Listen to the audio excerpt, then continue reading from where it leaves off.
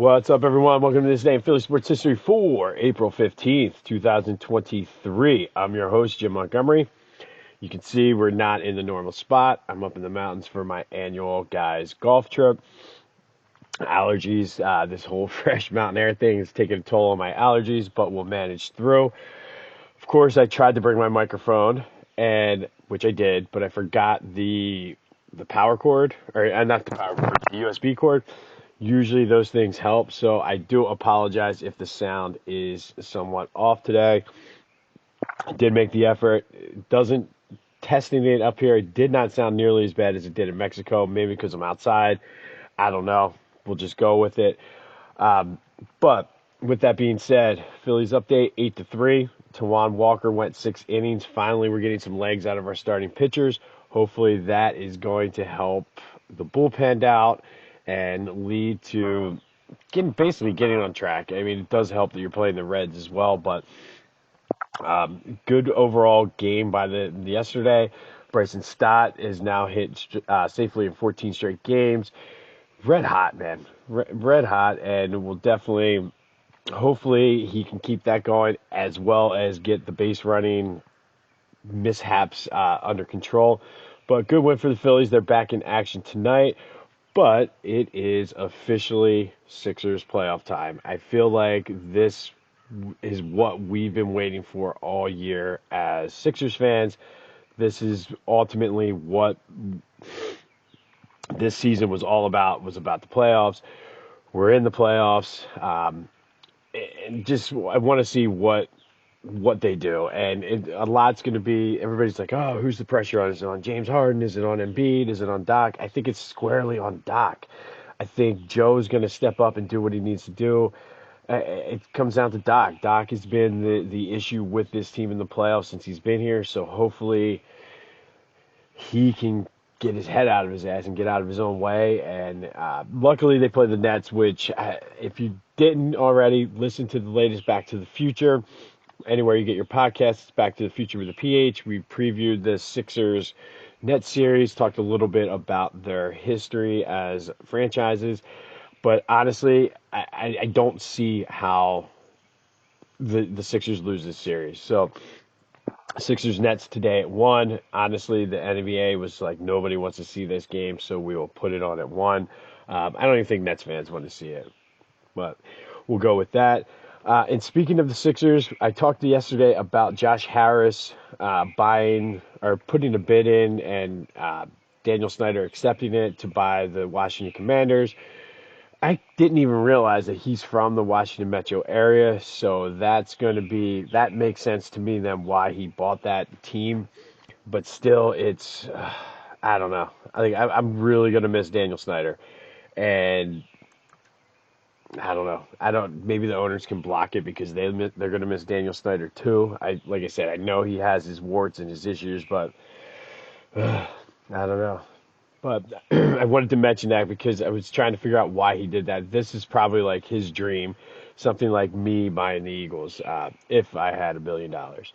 But today we're going to go back to 1965. On April 15th, 1965, it was Game 7 of the NBA Eastern Conference Finals. The Celtics beat the Sixers 110-109.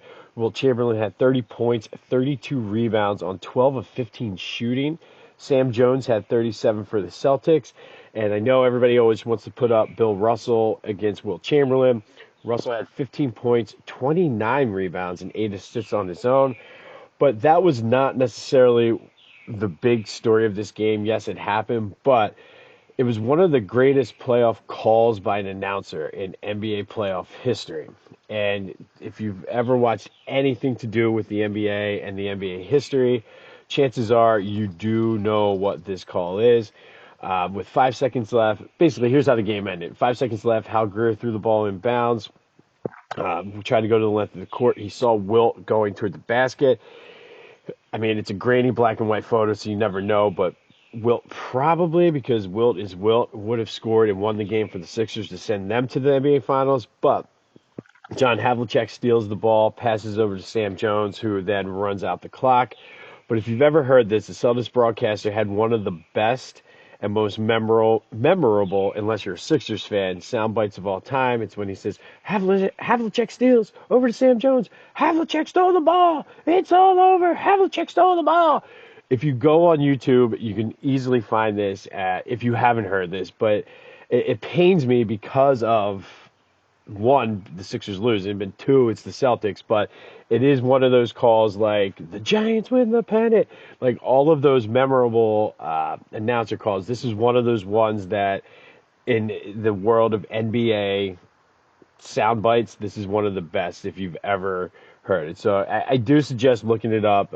It's grainy footage, however, but it's like Havlicek stole the ball.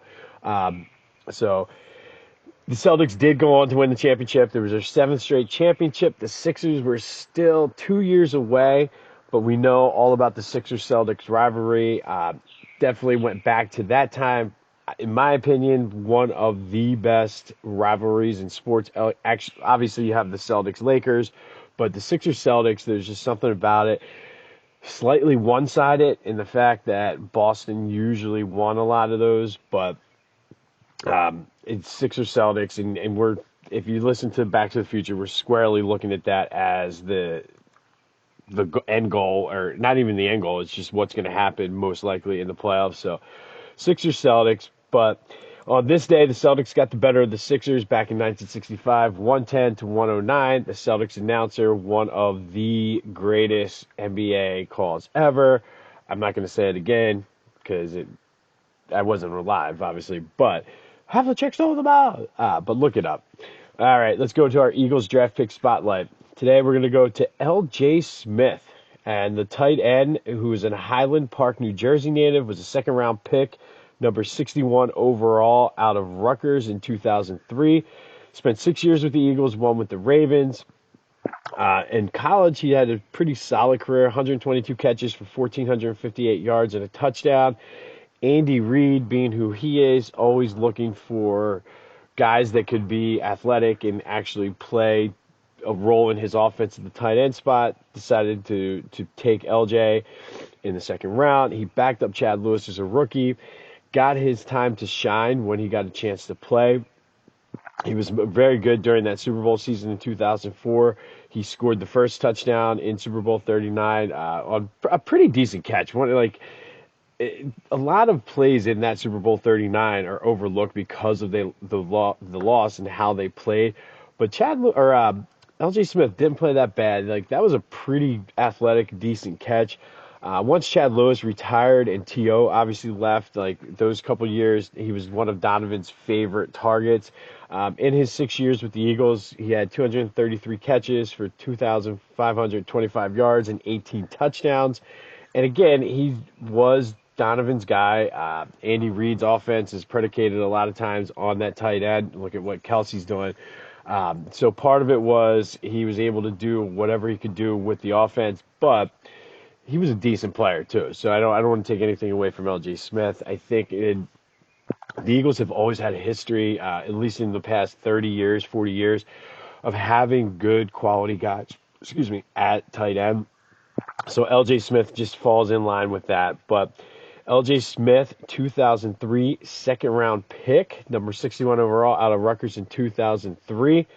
On this day in 1965, the Celtics beat the Sixers in the Eastern Conference Final, 110-109.